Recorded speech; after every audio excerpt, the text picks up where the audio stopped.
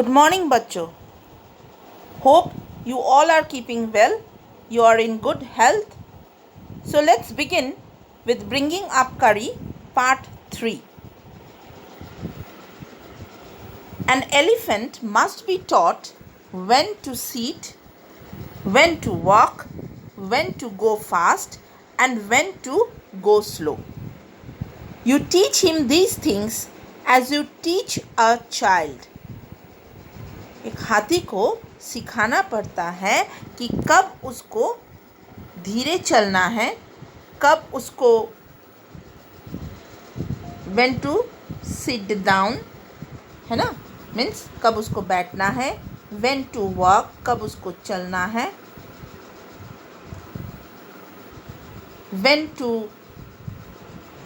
go fast and when to go slow. So these are the things that you have to teach the elephant, and you have to teach an elephant just you teach like a baby. एक बच्चे को जैसे आप पढ़ाते हैं, सिखाते हैं, उसी तरह उसको भी सिखाना पड़ेगा. If you say dhat and pull him by the ear, he will gradually learn to sit down. So if you say dhat and pull him by the ear, so what will happen? The elephant will sit down. Okay, so this is the technique. ये तरीका है कि अगर आप उसको धत बोल के उसके कान को खींचेंगे नीचे की ओर तो वो बैठ जाएगा. Similarly, if you say Mali and push his trunk forward, if you say Mali and pull his trunk forward, he will gradually learn that it is the signal to walk. Means he will slowly learn. वो सीख जाएगा. माली कह के अगर उसका सूंड को आप आगे की ओर बढ़ा देते हैं तो वो धीरे धीरे सीख जाएगा कि इसका मतलब होता है कि उसको अभी चलना है.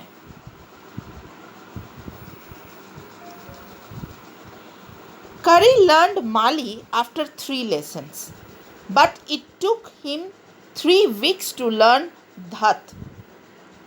माली मतलब चलना है ये करी तुरंत सीख गया था, लेकिन बैठना है ये सीखने में करी को 3 हफ्ते लग गए. He was no good at sitting down. वो बैठने में उतना पारदर्शी नहीं था, मतलब उसको समझ में नहीं आता था. And do you know why an elephant should be taught to sit down? और क्या आप जानते हैं कि एलिफेंट को बैठने के लिए क्यों सिखाया जाता है? Because he grows taller and taller than you who take care of him, so that when he is 2 or 3 years old, you can only reach his back with a ladder. हाथी को बैठाना इसलिए सिखाना ज़रूरी होता है क्योंकि जो उसका देख रेख करता है, जो उसको पालता है, हाथी जो है कुछ ही समय में उस व्यक्ति से भी ऊंचा हो जाता है. 2 या 3 वर्ष के अवधि में ही वो इतना लंबा हो जाता है, इतना ऊंचा हो जाता है कि उसके पीठ तक पहुंचना के लिए एक सीढ़ी की आवश्यकता होती है. लैडर. ओके, लैडर मीन्स सीढ़ी की आवश्यकता होती है.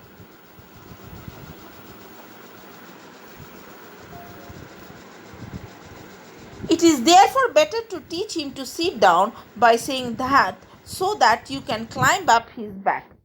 और ये अच्छा होता है कि आप उसको धत बोल के उसको बैठाइए ताकि आप उसके पीठ पर आराम से चढ़ सके और आपको हमेशा एक लैडर नहीं कैरी करना पड़े. The most difficult thing to teach an elephant is the master call. Now, the most difficult thing to teach what is master call. Now what is this master call? He generally takes 5 years to learn it properly.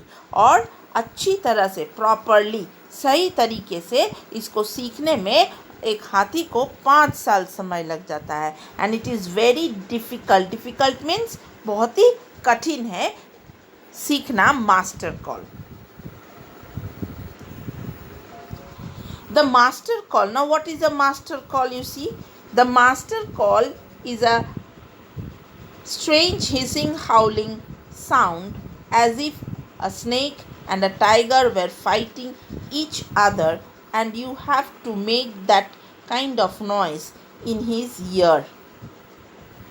मतलब ऐसा एक sound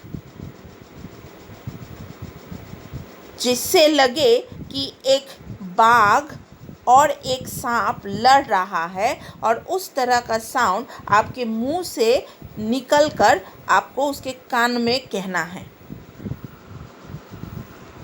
And do you know what you expect an elephant to do when you give him the master call?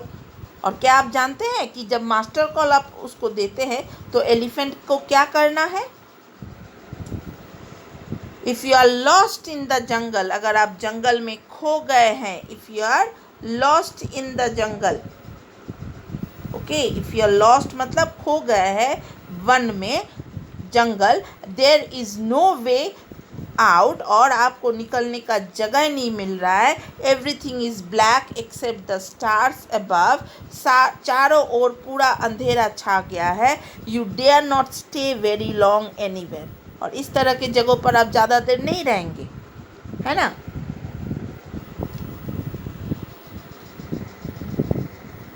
The only thing to do then is to give the master call, और उस वक्त आपको master call देना पड़ेगा.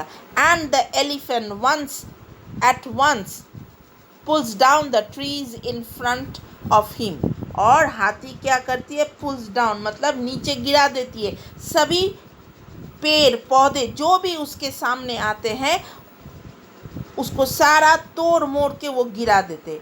इससे this frightens all the animals away, और इससे जो है सभी जानवर भाग जाते हैं. फ्राइटन्स मतलब इससे सारे जानवर डर के, फ्राइटन मतलब डर के भाग जाते हैं. This is the word frightened, okay. और जो वन में खो गया है वो आराम से जो है वहाँ से निकल पाता है. As the trees comes crashing down, जैसे ही वो पूरे पेड़ तोड़ते हुए नीचे आते हैं, monkey awake from their sleep run from branch to branch. You can see them in the moonlight, and you can almost see the stags running in all directions below. You can hear the growl of the tiger in the distance. Even he is frightened. और जब एक हाथी ये master call सुनकर सब कुछ तोड़ता मरोड़ता आगे बढ़ते जाता है, तब जंगल के सभी पशु जो है वो डर के मारे इधर उधर भागने लगते हैं. इवन कि टाइगर जो है, बाघ जो है, वो भी डर जाता है. Then the elephant pulls down the next tree and the next and the next, and soon you will find that he has made a road right through the jungle straight to your house. और इस तरह से एक हाथी आपको घने एकदम